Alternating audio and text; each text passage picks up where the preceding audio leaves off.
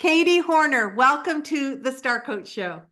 Thank you so much, Meg. I'm excited to be here today. I know that people are just going to be lit up by what we talk about today. As a matter of fact, I was just sharing with you that I was in my community today. I asked them, where's the gap? What's the things that you want me to lean into for 2025? And always I hear, how do I sell more effectively? Or what do I need to do to get out of this mindset about selling? And I thought, oh, I've got the perfect guest coming up today about that. So, how timely and so exciting. We are going to be talking about using your uniqueness and really being authentic in the selling process. So that is super exciting. And this is the reason why I wanted to have Katie on with all of you to talk about this. So imagine, just put yourself going up a river in a trip and having a chance encounter with flamingos, beautiful pink flamingos. It sparked that very experience that we're all on together right now in our imaginations, is what sparked Katie's lifelong mission to help entrepreneurs embrace their unique purpose and boldly live it through the services that you have, the businesses that you offer, in a way that doesn't compromise your values or your authenticity, your faith, your family. Katie's a mom of five. She knows about family. So, with that, I get pitched all the time for the show. And what I saw was that Katie is this prolific writer, by the way. We got to have her back about talking about that. She's a keynote speaker, she's a business strategist, and she's all about helping people thrive in their businesses. That's what we do here on the Star Coach Show. So it was such a match. I had to have Katie on. With that, I know you're all in for such a treat. Katie, what in the world do flamingos have to do with business? Oh, there's so much, Meg. I mean, like, where do we start? Um, Flamingos, I think, are the perfect metaphor for business. Number one, because they are so cool and unique, and every one of us has a very cool and unique business, right? And number two, because I think one of the biggest lessons from flamingos is about standing in your uniqueness and knowing that there's a reason for you to be able to do things that other people in the market need and other people in the market do, but to do it in your way, to do it the way that you do. And so the flamingos, I've written 3 books now about flamingos and the lessons we can learn from them. So here we're just gonna dive in deep right off the bat. But flamingos look alike. Like even if you're a flamingo biologist, you got to get real up close and personal to tell the difference between those birds, right? They all look very similar within their flock or their flamboyance, as it's called. And yet, every single one of those birds has its own unique voice. And so the tone of voice and the inflections that they use, they also have their own personalities. If you study them up close at all for a time, it's fascinating. But that voice is how each flamingo recognizes one another. It's how the mates recognize each other, how they recognize the babies, and the baby recognizes the parents. And so, okay, how does this translate to the business world? Well, you may look like everyone else out there, and you may be tempted to think, why should I do that? There's so many other people doing that. And yet, you have your own unique voice. There are people in the marketplace who are listening for you, for your voice. They're not going to resonate with the other person's voice. They're not going to be able to recognize that that's what they need and follow them and learn from them, but they can do that from you. And you're not for everyone. So it's okay for you to niche down and only serve those people who are hearing your voice because there's lots of other people who do what you do who can serve those people who don't resonate with you. And so it's a beautiful picture of how we get to serve in a big way and also have that uniqueness that is only I can do what I do the way that I do it. So good. So, one of the things that sort of came up for me, I saw a hand raise in my head while you were talking, is well, how do I get clear about my voice? What? if I am singing a voice that people are going to be responding to, what if I don't know exactly what that voice is? One of the easiest ways to figure this out is to either ask your people or you yourself sit down and think about it. If you had to say the statement, everyone else says to do it like this, but I'm going to tell you to do it like this.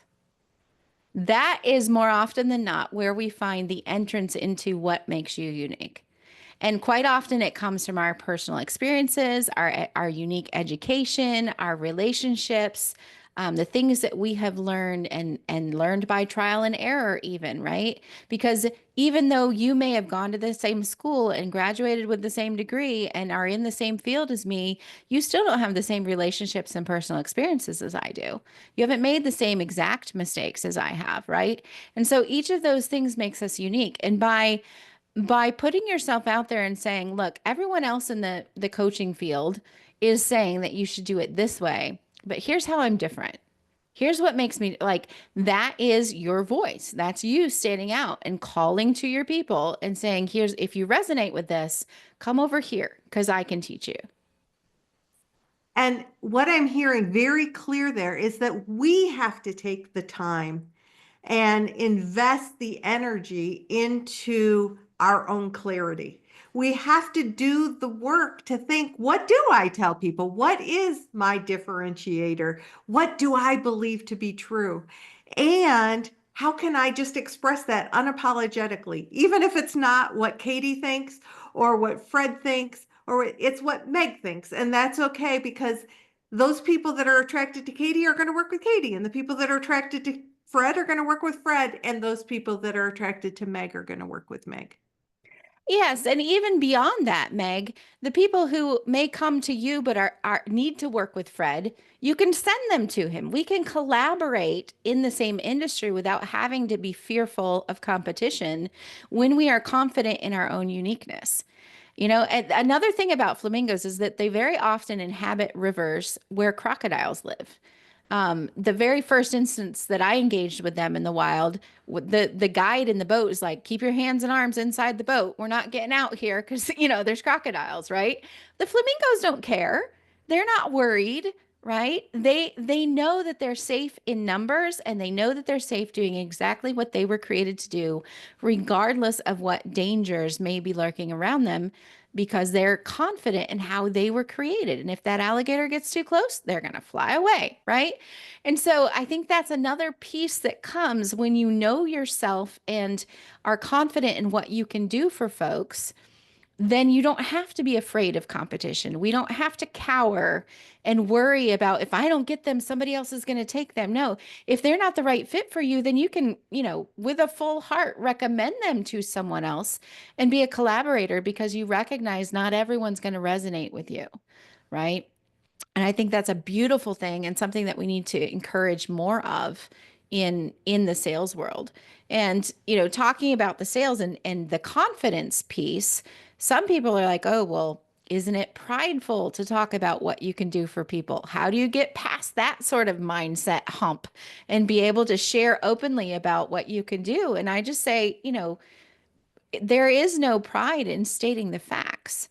If you have helped a certain person get a certain transformation or make a certain achievement or learn a certain skill, like those are facts. They're facts that have evidence based on the results with those people. And there's nothing prideful about sharing those facts.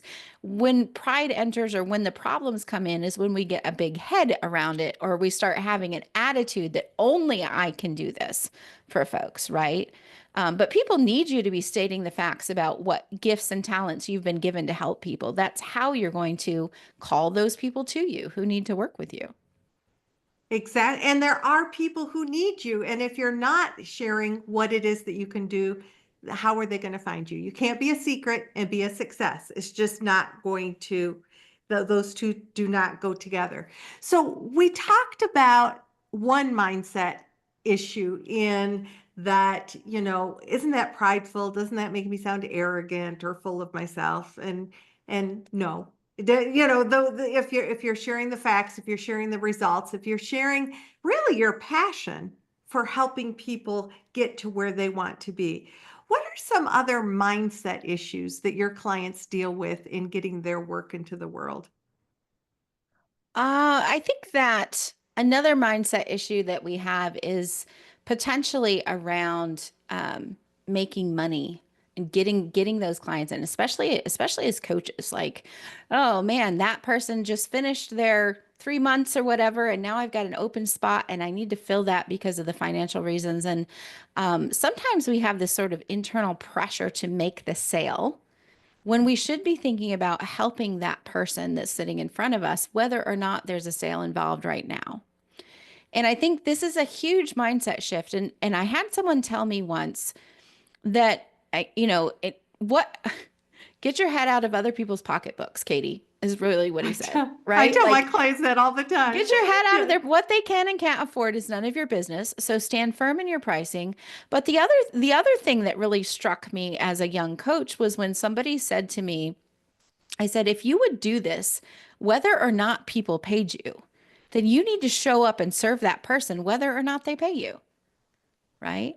And so, me being more concerned about helping them make the next best decision for them in this sales conversation helps to set my anxiety about the money aside and really focus on serving that person. And this is where sales can become service instead of being salesy, slazy, or slimy. Right. Because I want you to make the best next decision for you. I want you to have all the information you need. I want you to be confident enough that you can make this decision. And maybe part of that confidence is knowing that you're going to have me there to support you and give you confidence in your next step. That's what coaches Mhm. do, right? But my job in a sales conversation is not so much to make the sale as it is to get the person on the other side of the desk to the next best step for them. And if it's not with me right now, I have all confidence that at some point it's going to come back to me. They're going to feel so good walking out of that conversation, whether it's a referral to someone else, whether it's an honest answer that you're not in the right place for this right now. Here's what I recommend. However, I can serve them and help them make the best next decision for them, it can only come back to bless me in the future. And I want everybody to be aware of the power of what Katie just said and the energy difference in that. So when you're in a discovery call or an exploration with somebody and you are desperate to get them to be your client, that's not attractive energy. It doesn't matter how much you think you're sort of covering that up. If in fact your energy is about what do you need and what's this experience, and let's really explore best steps for you, client, that's magnetic energy. Whether it's magnetic for, yes, I want to sign up with you right now, or if there's something else going on with the client or you're not the best coach for them. But what a difference. Mhm. Desperation does not create magnetic. Right, right. And that it starts with you, right? But they're gonna absolutely feel it on their end. And I think, one question, if we want to go a little practical here, a Yeah, let's question practical. that's great to ask in that kind of a conversation is, what do you think is the next best step for you? Right. And when we have all of the scripts that lead us through getting them to their pain point and helping them to understand the consequences of not doing anything. What happens if we don't do anything different from here on out? What happens if you decide to do coaching? What's the worst that could happen? What's the best that could happen? Not putting words in their mouth, but helping them to envision for themselves what it is that they want, right? And in that way, we're sort of giving them a Costco taste test of our coaching even before they sign up, right? And helping them to work through their own thinking and what is it that I want, and what does that mean for my next step, and sort of leading them into that answer rather than just saying, yes, I know I can help you, you need to sign up now.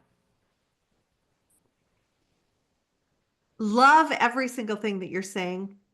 So spot on. And if it's okay, I want to pivot for just a second into something else that you do very well and how it serves your clients and your business, which is you don't hide yourself under a rock. You were out there, you did a TEDx talk, you are on TV, you are speaking and keynoting, basically speaking to sell and or speaking to build relationships. So what would you like the audience to know about getting your message out that way and what it does for all the things that we're talking about, sort of sharing your uniqueness and flipping the script?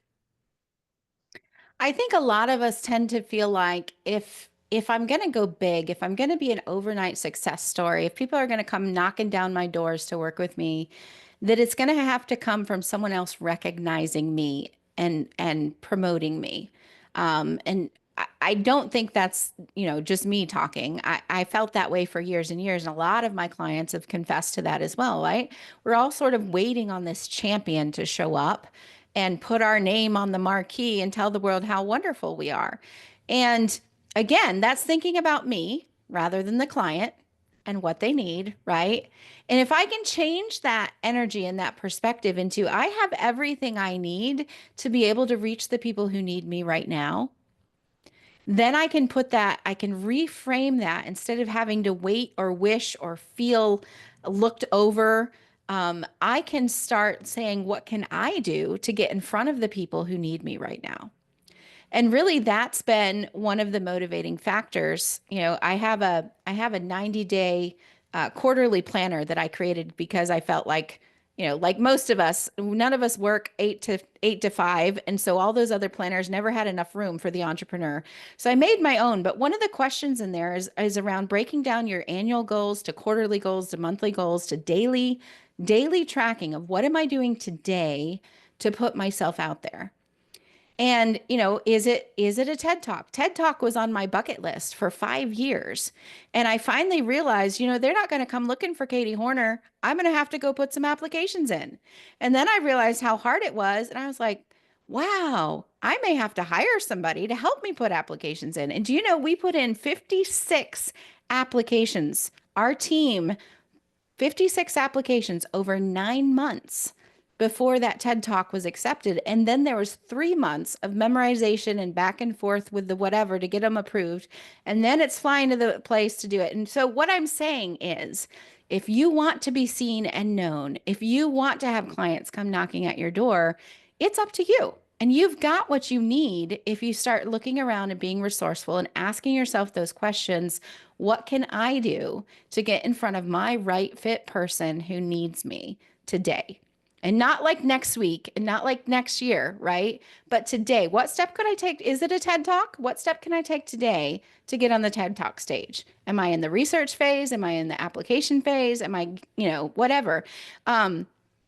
Press releases are amazing, and not enough entrepreneurs are doing that either. When something comes up that you can talk about, my book published, I got a book award, I spoke on the TED stage, I went to some conference, whatever it is that you can make news about, make news about it, because nobody else is looking to do it for you. You get to do it for yourself, and that's how you reach your people.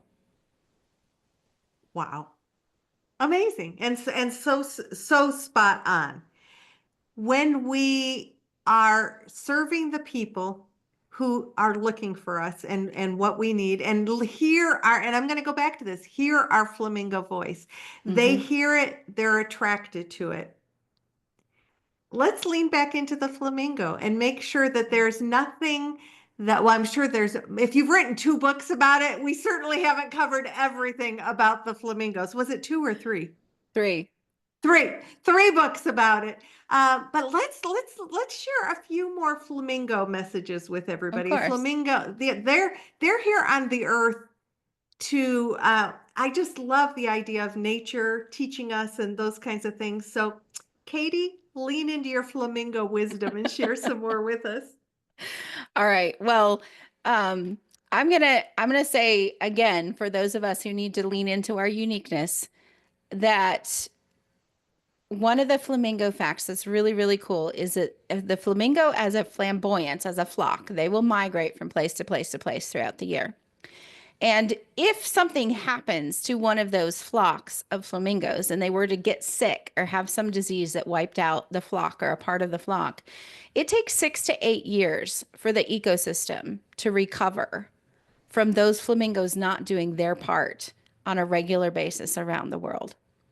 And so when you start thinking about like what you're afraid to do or what you're not doing that is really your part to do, you were born for this. You were created for this. There's people waiting for you to, that's why you're still here.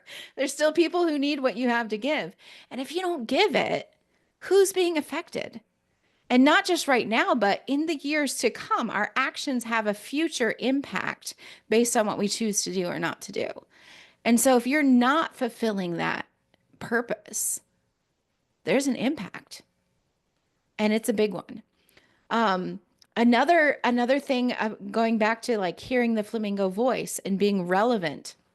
One of the books that I wrote is the Flamingo Advantage: How to Leverage Unique, Stay Relevant, and Change the World. And I get the question a lot: how do we stay relevant in the marketplace? And I say you have to do more listening than talking. You have to be relevant to the conversations that your ideal client is having in their head. You can go out there and talk all day long about what you can do, but if that's not what they're looking for, if that's not the specific result or solution that they're looking for, their ears are deaf to it. And we don't want to be deaf in our marketing. We need to be listening to them. What are their worries? What are they going to bed at night thinking about? What conversations are they having behind closed doors? What are they researching on the internet? Where are they hanging out? What articles are they reading? Right? And by knowing those things, then we can anticipate their needs and we can show that we are offering a relevant solution that's going to help them. And so just as they're listening for our voice, they're also listening for a voice that is relevant to what is going on in their lives right now.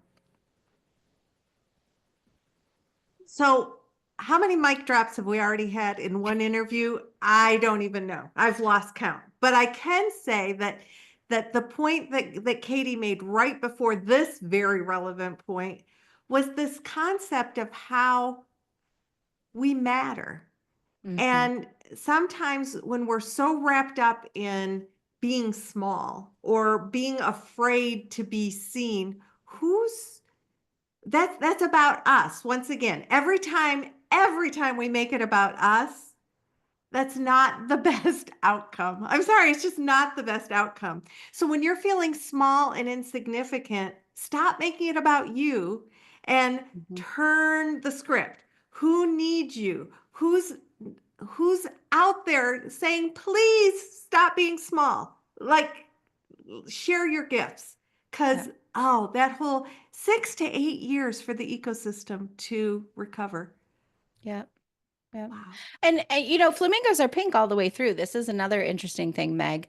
Their color comes from what they eat. So there's a lesson there. What you feed yourself shows on the outside, leadership wise, personality wise, spiritual wise, like everything. So what are you feeding yourself and what are you showing to the world? But then the pinkness, like they can't hide it. They don't try to hide it. They don't cover themselves in mud because they don't want to be seen today, right? They're just pink, and they're not ashamed of it. They're not scared about it. They don't try to hide it. It can't be like, oh, I'm going to put my green feathers on to go shopping today, right? And Right, so or to hide in the leaves. or to hide in the leaves. Like we are who we are on purpose because we've been given a purpose, because there are people who need to be attracted to us and something that we need to do in this world. And we don't have the ability to change that. And so you shouldn't be one person on the weekend and another person at work. You should be all of you wherever you are. And you shouldn't be ashamed of it. You shouldn't try to hide it. And you should be proud of it in a good way. Like this is the way you are. And I know if you're watching on the video, I've got a flower in my hair, and that's one of my stories and my sort of branding things. But the flower originally was a physical, visual reminder to me that I get to show up and be me today when I had a tendency to live in fear of man and criticism and what are people saying about me. And the more that I wore that flower in my hair, the more I sort of felt God saying to me, I made you this way. I made you to love color. I made you to love fun and confetti and the parties and all those things. It's not something I want you to hide, but I needed to be reminded of it, right? And so you may not have pink feathers and you may not wear a flower in your hair, but I guarantee you there's something that you need to be bolder about showing who you are to the people on the outside. This is part of authenticity. It's part of just being bold with what you were created to be. There is no shame in being who you were created to be. And the more that you show up as you, the more the people who are looking for you will be attracted to you because you're not afraid to show who you are and you're no longer hiding from it.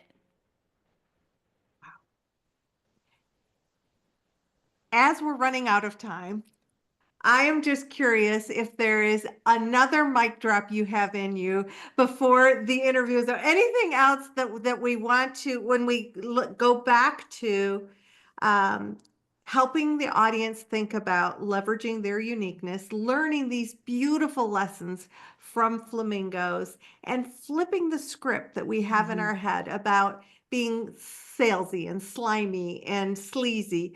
Um, any closing comments that you want to be sure that people hear?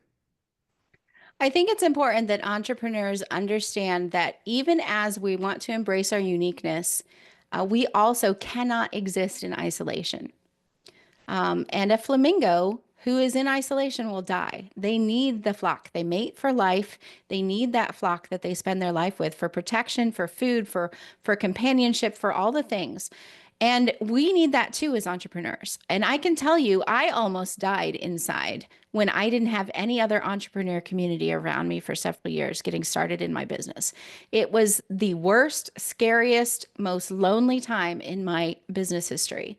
And I think every entrepreneur needs to plug into a community like Meg's, a community like my membership, find a mastermind somewhere where you can have community with other people who understand what you do, will cheer you on, will give you good advice or send you in the right direction at least, right?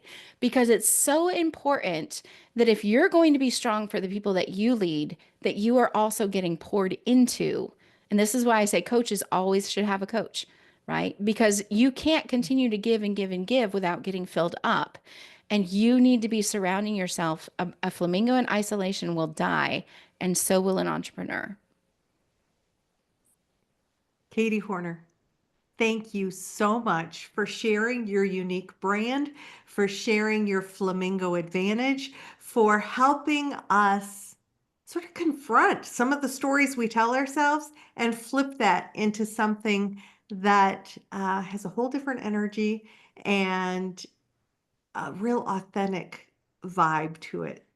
You have been a joy. Thank you so much for being with me. Thank you. It's been my pleasure. So, ladies and gentlemen, thank you for being here on the Star Coach Show. If you're watching us on YouTube, hi. And you can grab links to follow Katie right below this video. If you're listening to us on all the platforms that we're available on, be sure to go to the show notes at starcoachshow.com to get the links so that you can follow Katie. You can learn more about what she's doing. And remember that we come live back to you every Wednesday with a new show about strategies, tools, and resources to help you be the best you can be. And then finally, I would just say that remember that we're all here on the earth together to do the heavy lifting together, to be kind to one another, to be kind to ourselves, to be a part of a flamingo herd or flock or whatever they're called. And and and so with that, that neighbor has more in common with you than is different than you. Let's let's carry that kindness forward. And until next week, this is Meg Rentschler wishing you the very best for your success. Take care. And once again, thank you to the fabulous Katie Hornor.